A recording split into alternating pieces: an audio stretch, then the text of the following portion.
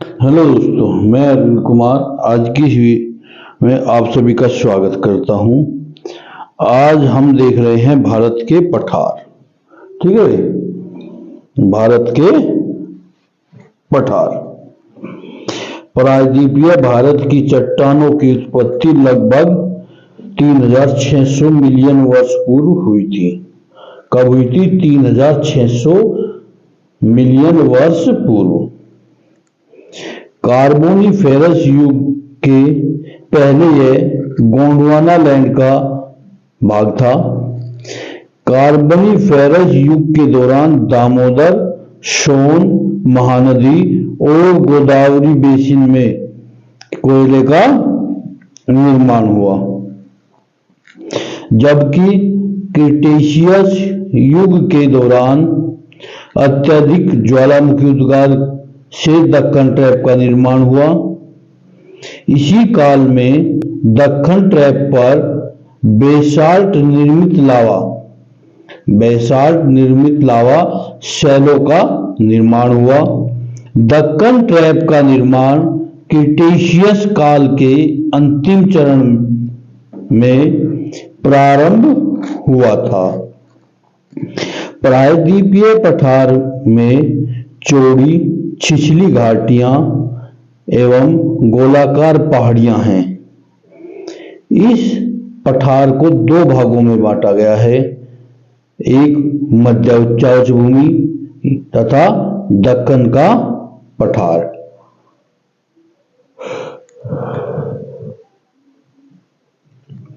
नर्मदा नदी के उत्तर में स्थित मालवा का पठार के अधिकतर भागों को मध्य उच्च भूमि के नाम से जाना जाता है। अब क्वेश्चन ये आता है कि बताइए निम्न में से मध्य उच्च भूमि के नाम से जाना जाता है। ठीक है, मालवा के पठार को के अधिकतर भाग को किसके नाम से? मध्य उच्च भूमि के नाम से जाना जाता है। मध्य उच्च भूमि पश्चिम में चौड़ी परंतु पूर्व में संकरी है। मध्य उच्च भूमि के पूर्वी विस्तार को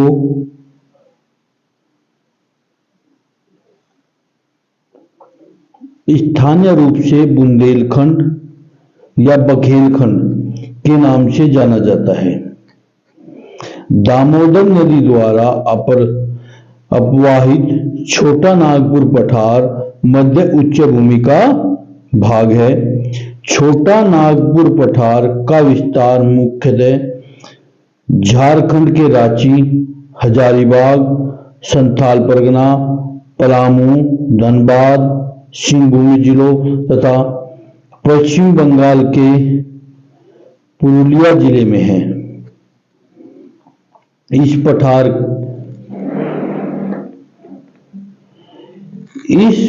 के विभिन्न ऊंचाइयों के पठारों का क्रम मिलता है। इस पठार में विभिन्न ऊंचाइयों के पठारों का क्रम मिलता है। मध्य पश्चिमी भाग पर पाट भूमि स्थित है, जिसकी अधिकतम ऊंचाई 1100 मीटर मिलती है। इस पठार के प्रत्येक दशा में सोपान मिलते हैं। ठीक है भाई, सोपान मिलते हैं। छोटा नागपुर पठार के में तीव्र स्पार्कों के रूप में पाए जाते हैं। अतः यह एक अग्र गंभीर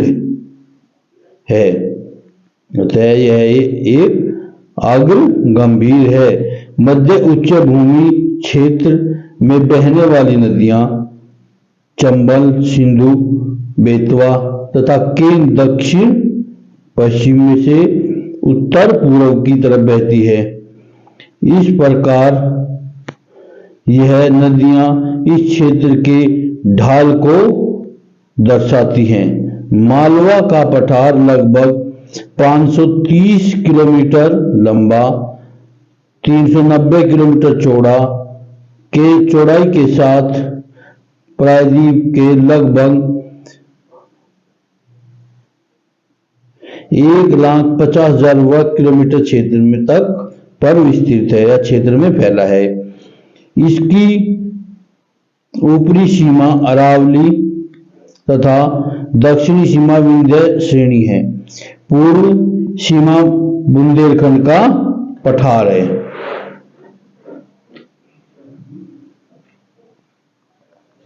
दक्कन का पठार एक त्रिभुजाकार भूभाग है जो नर्मदा नदी के दक्षिण में स्थित है।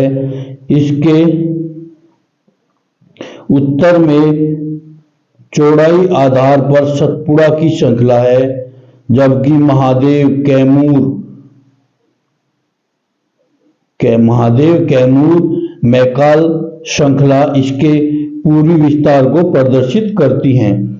दक्कन ट्रैप में काली मृदा पाई जाती है, जिसका निर्माण बेसाल्ट लावा के अपक्षय अपरदन के फलस्वरूप होता है। अरावली की पहाड़ियां प्रायद्वीपीय पठार के उत्तरी पश्चिमी किनारे पर स्थित हैं। ये बहुत ही अधिक खंडित एवं अपर्दित पहाड़ियां हैं। प्रायद्वीपीय पठार का एक भाग उत्तर पूर्व में पाया जाता है। इसे स्थानीय रूप से मेघालय का पठार, कार्बी एंगलोंग का पठार तथा उत्तर कचार पहाड़ी के नाम से भी जाना जाता है। यह भ्रंश के कारण प्रायद्वीपीय भाग से मालदा गैप द्वारा पृथक हो गया है। मालदा गैप मेघालय एवं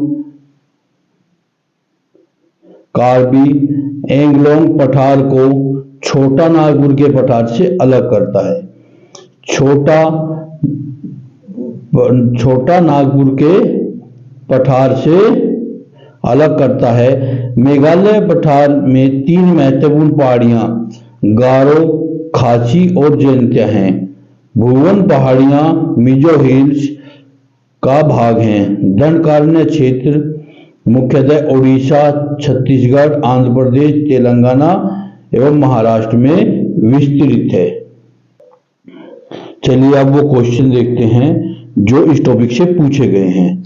और हाँ, आपको जो ये क्वेश्चन बताए जा रहे हैं वो केवल इसलिए बताए जा रहे हैं, इस टाइप के क्वेश्चन हैं।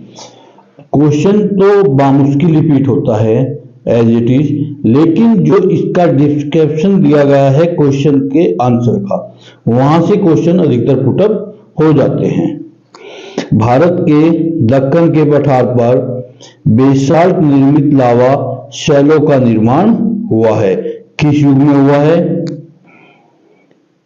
क्रेटेशियस युग में। किस युग में? क्रेटेशियस युग में।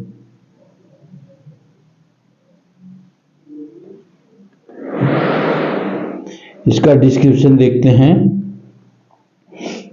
कार्बनी फेरस युग के दौरान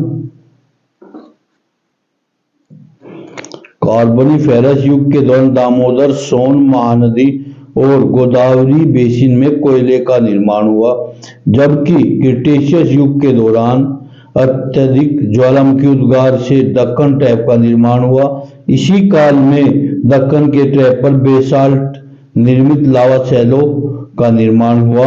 दक्कन ट्रैप का निर्माण क्रेटेशियस काल के अंतिम चरण में हुआ था। चलिए आगे देखते हैं। मेघालय का पठार भाग है किसका? प्रायद्वीपीय खंड का। मेघालय का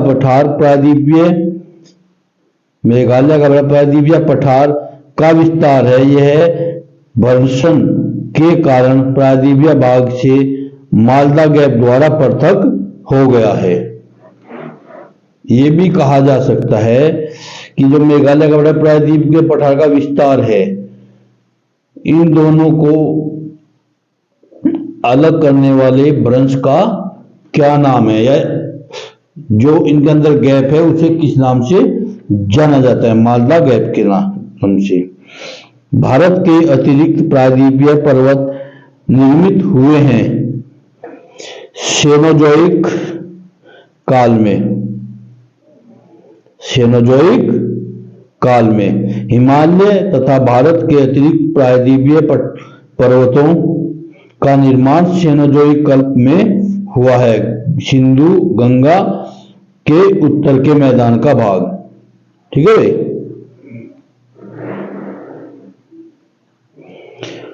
छोटा नागपुर पठार का सर्वाधिक घना बसा जिला धनबाद क्यों है?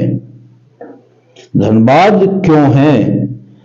खनन उद्योग का विकास एवं उद्योगीकरण, यानी वहां रोजगार के अधिक साधन उपलब्ध हैं, इस कारण वो भाग अधिक घना बसा है।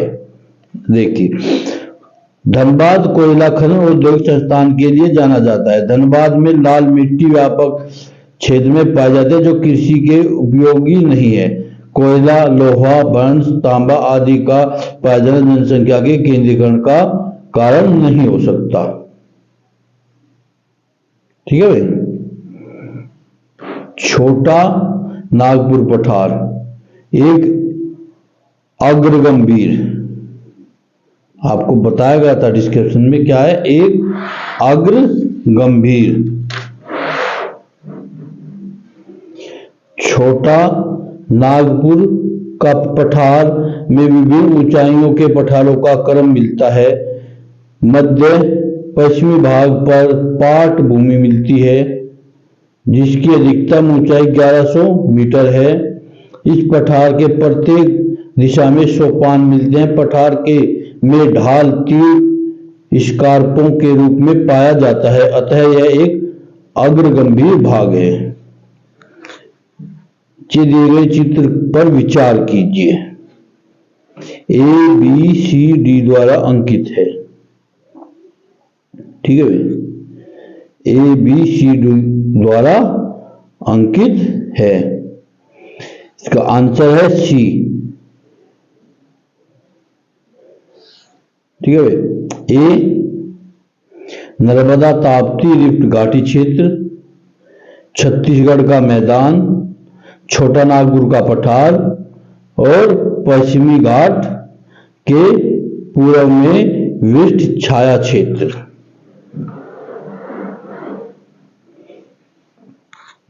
अरावली एवं विंध्य श्रृंखलाओं के मध्य कौन सा पठार स्थित है? मालवा का पठार। अरावली एवं विंध्य श्रृंखलाओं के मध्य मालवा का पठार स्थित है। इसकी उत्तरी सीमा अरावली एवं दक्षिणी सीमा विंध्य श्रेणी और पूर्वी सीमा बुंदेलखंड पठार द्वारा निर्धारित की जाती है। कौन सा पठार अरावली एवं विंध्य श्रेणियों के मध्य स्थित है? मालवा का पठार। ठीक है, मालवा का। दंडकारण्य क्षेत्र अवस्थित है कहां? छत्तीसगढ़ एवं उड़ीसा में। छत्तीसगढ़ एवं उड़ीसा में। दंडकारण्य भारत के मध्यवर्ती भाग में स्थित है। मुख्यतः उड़ीसा, छत्तीसगढ़, तेलंगाना, महाराष्ट्र और आंध्र प्रदेश में फैला है। दंडकारण्य क्षेत्र किस राज्य में स्थित है?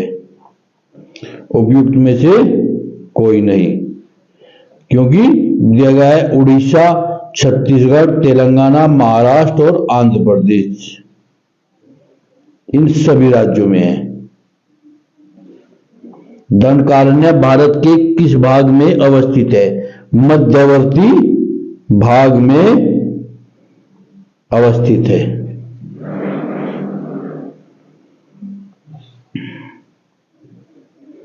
बिहार के निम्न हिस्सों में से कौन सा हिस्सा भूतात्विक दृष्टि से अपेक्षाकृत पुराना है? खड़गपुर पहाड़ियां। खड़गपुर पहाड़ियां नहीं है। खड़गपुर पहाड़ियां धारवाड़ क्रम की हैं, जबकि रोहतास पठार विंध्य क्रम के, उत्तर पश्चिम पहाड़ियां तृतीय क्रम की, उत्तर गंगा का मैदान नवीनतम है।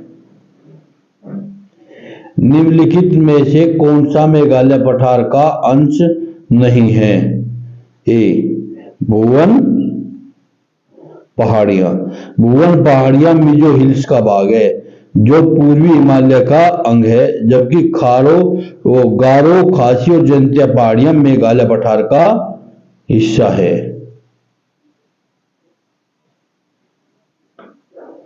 ठीक है, आज की क्लास में इतना ही, मिलते हैं अगली वीडियो।